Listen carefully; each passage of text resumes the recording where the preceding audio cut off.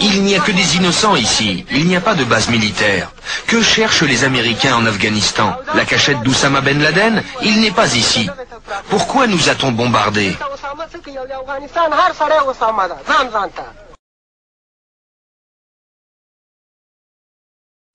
Environ 200 personnes ici sont mortes. L'Amérique nous demande de livrer Ben Laden, mais vous savez, en Afghanistan, nous sommes tous Oussama Ben Laden. Les pillages se multiplient comme dans ce dépôt de farine et de sucre. Il faut les empêcher de prendre la nourriture.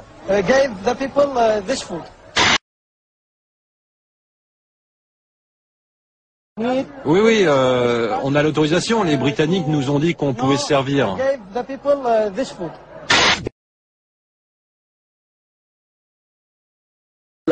Aujourd'hui, pour séduire les jeunes, l'armée a une nouvelle arme de propagande, un jeu vidéo. Le joueur se glisse dans la peau virtuelle d'un soldat américain. Ce jeu a coûté 7 millions de dollars à l'état-major, mais il est offert gratuitement sur le site internet de l'armée. J'ai envie de jouer quand je regarde le journal de téléphone le soir et que je joue à la guerre. Je joue à la guerre en Irak. Et sincèrement, j'aime beaucoup les États-Unis, j'ai très envie de les aider quand je les vois comme ça.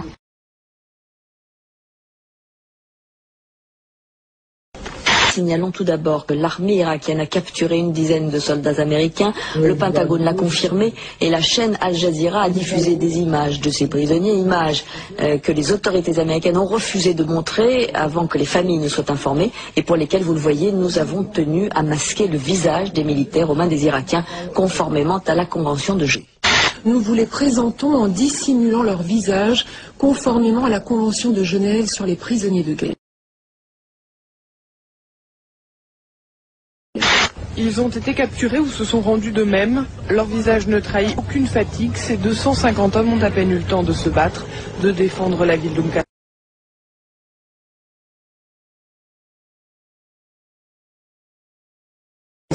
Nous venons de recevoir les images de cette première attaque terroriste contre les forces américaines au Koweït.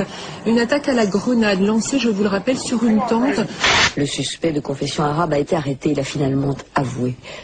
Un suspect est arrêté. C'est un soldat américain, membre de la division. Donc un soldat américain de confession musulmane et non pas de confession arabe, comme je l'ai dit par erreur.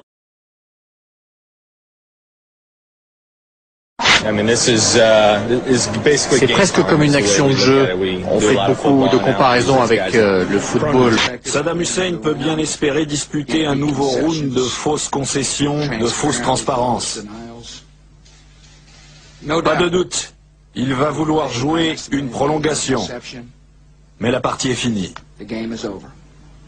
Cette fois-ci, le conflit se déroule pratiquement en direct, à la manière, si je puis me permettre, d'un match de football. On en a tué pas mal près du pont, à Bassora.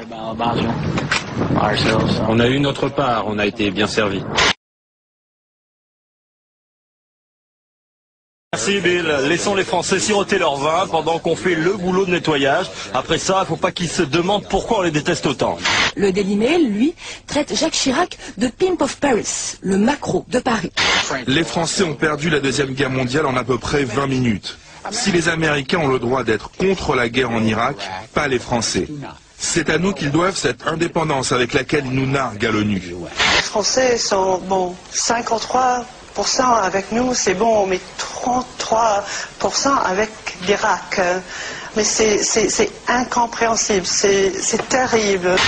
Si on peut faire ne serait-ce qu'une toute petite chose, une chose spéciale, comme ne pas acheter du vin français ou allemand, parce qu'ils ne nous soutiennent pas, si on peut faire ça, ce serait une manière de dire à nos gars, on est derrière vous à 100%. Si vous n'aimez pas l'Amérique, j'ai la solution. Dites adieu à ce pays et surtout, dites au revoir à ça. Demande à Jacques Chirac s'il veut répondre à de nouvelles questions de la presse française. C'est vous le patron, lui répond-il. Ah bon, c'est moi le patron, alors allons manger. Tout est dit.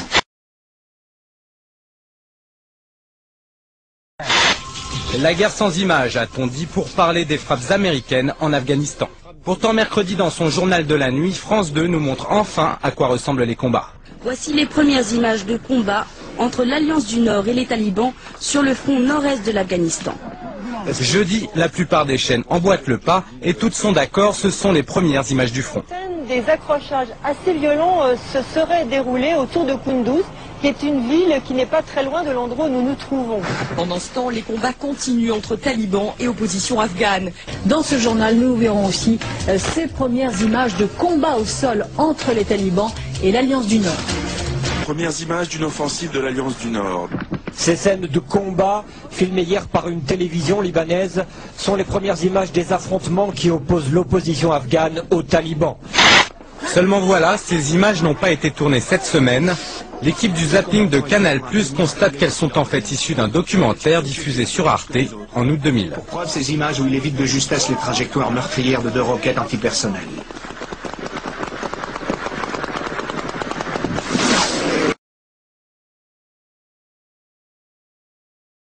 Tony Blair a rendu public il y a quelques jours un rapport apparemment accablant sur les armes de destruction massive détenues par l'Irak.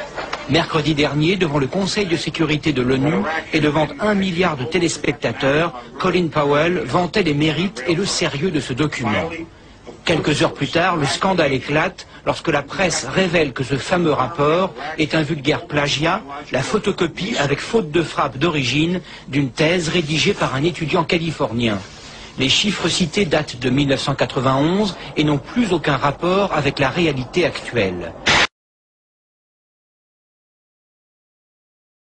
Je suis stupéfait à quel point on ne comprend pas notre pays. Tous ces gens-là qui nous détestent, je n'arrive pas à y croire car je sais à quel point nous sommes bons.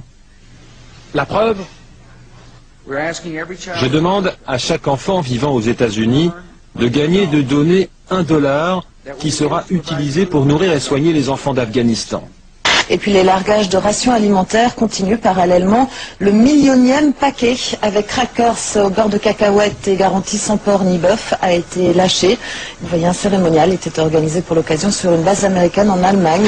Seulement voilà, les stratèges américains viennent de se rendre compte que les rations alimentaires larguées et les mini-munitions contenues dans les bombes à fragmentation sont de la même couleur, le jaune. Environ 10% d'entre elles touchent le sol sans exploser, présentant comme les mines un danger pour les populations civiles. Hier soir, le chef d'état-major interarmé a jugé, je cite, « malheureux que ces bombes soient de la même couleur que les paquets alimentaires ». Du coup, pour tenter de clarifier les choses, les Américains ont décidé de larguer des tracts expliquant pourquoi il ne faut pas toucher les uns et pourquoi on peut s'approcher des autres.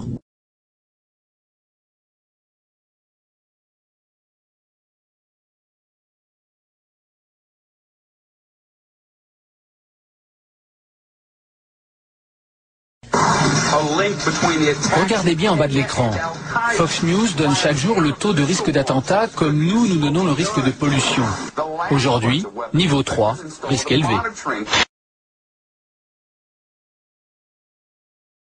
Au milieu du chaos, discrètement, un seul ministère reste debout, celui du pétrole. Depuis la chute de Bagdad, c'est le seul bâtiment public à être protégé par une armada de chars américains. Les États-Unis qui préparent déjà la reconstruction, l'armée américaine a attribué un contrat très important au groupe Halliburton, qui avait été dirigé par Dick Cheney, l'actuel vice-président.